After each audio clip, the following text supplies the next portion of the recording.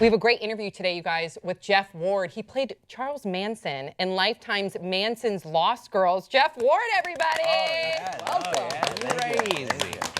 I think all of our viewers know that I'm a huge Lifetime fan. So to have you on here and to also know that you played Charles Manson is, I can't wait to hear about like how you prepared for it. But before we get into all of that, your audition process. Yeah. Because I know that you are, I mean, you went to the Tisch Academy of like Performing Arts. That's You're legit. Yeah. That's like This being is a legit place to go. It actually says that when you walk in on the building. This is legit. It's just like someone giving you a high five nonchalantly. Exactly. So when you get the audition, because I know that you're going to dive right into any character that you do, you're going to do the research, you're going to prepare, knowing that your background as an actor. So when you found out, okay, I'm auditioning, or maybe they just asked you to play the part, what went through your mind knowing that, okay, I'm going to have to prepare to become Charles Manson?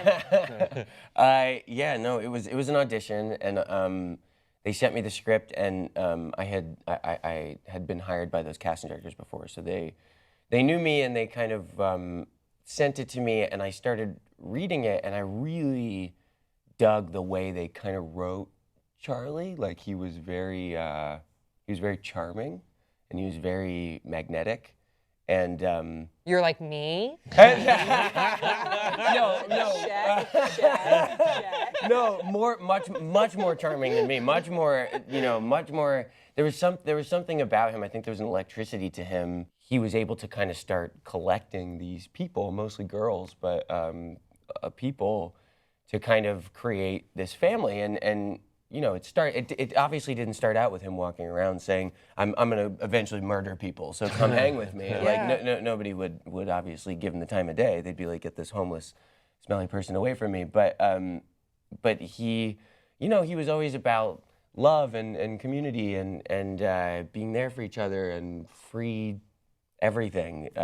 Sex, drugs, everything. Really? Yeah, and it was kind of and the other thing that's crazy is there was this commune, and they were squatting on this ranch, and on this film ranch, and but it was also like one of 20 in a 50-mile radius. I mean, like, these hippie communes were like extremely common, so it wasn't that weird. But what I found out when I started researching it was, first of all, I had to play a 60s ballad, sing and play a 60s ballad on guitar to get the part, because I found out quickly that he was an aspiring musician. Yeah, didn't he do something with the Beach Boys? He did. He wrote a song for them.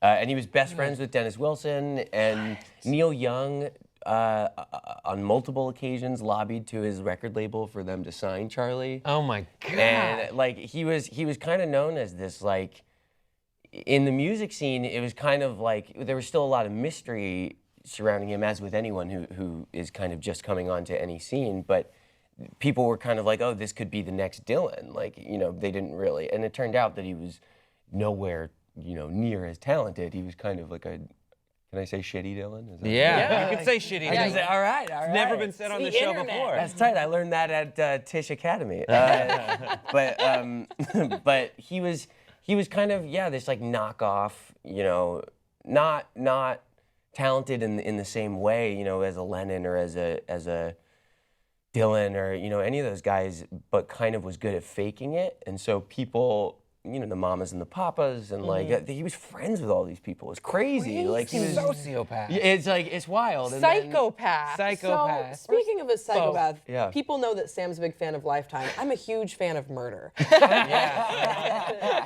And so I'm wondering, Manson has to this day, a huge fan base. Yeah. Like, Very he just got remarried. Almost. It got halted. He wasn't, okay, but it was they were trying to Is he in a relationship with this girl? I think he is in a relationship. There was a halt put on the marriage because they found out that she was trying to get the rights to his corpse. Oh, God. And charge people to come visit his. Of course. Whoa. Right. She's an entrepreneur. I respect that. Hey, can't knock stars for Also, trying. Exactly. Coming up on Valentine's Day, if you're single, just remember, hey, even someone for everybody. But did you hear from like Manson what did they fans? say about it? Or Manson himself. Did you? No, I didn't. I was very curious to talk to him, and I kind of wish that I could have. What would you I have think said? He would have. What's He the would have. question you So would have many had? questions. The one question, if I was able to really ask him something I was very curious about, is, you know, Helter Skelter was kind of the driving force of everything. And really the driving force of everything was that he didn't get a record contract.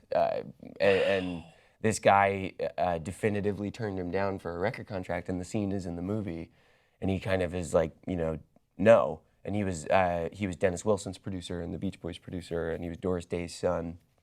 And he said, you know, you're not getting it, and Charlie freaked out. And that was kind of what our movie shows, is the devolution from nice hippie commune into this sociopath that didn't get what he wanted and eventually used this power that he happened to have over people and never meant to use in a bad way.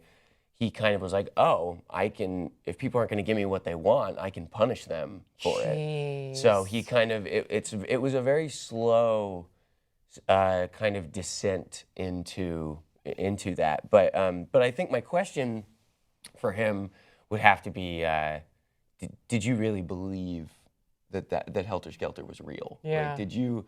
Because I feel like I know that Tex Watson, Leslie Van Houten, Susan Atkins, the one, Patricia Krenwinkel, the ones that spend their life in jail for it, I think at the time they fully believed that Helter Skelter was coming, and that it was Armageddon, and it was, and you know, you have to remember, like, at a time where the Watts riots have just happened, there's like crazy racial tensions everywhere that is being written about in the front page of the newspaper every day. So he's saying there's going to be this uprising and all the whites are going to die and all this stuff, but he's able to hold up a newspaper and like there is some evidence to that. And he was picking very delusional, not mentally healthy women as well. I mean, what's interesting about that, and where I kind of wanted to give them a little bit more credit. So is it mainly about them? Because it is called Manson's Lost Girls. Yeah. Okay. It's mainly from the perspective of Linda Kasabian, who ends up turning state's evidence against Manson, and is the whole reason that he's able to be arrested.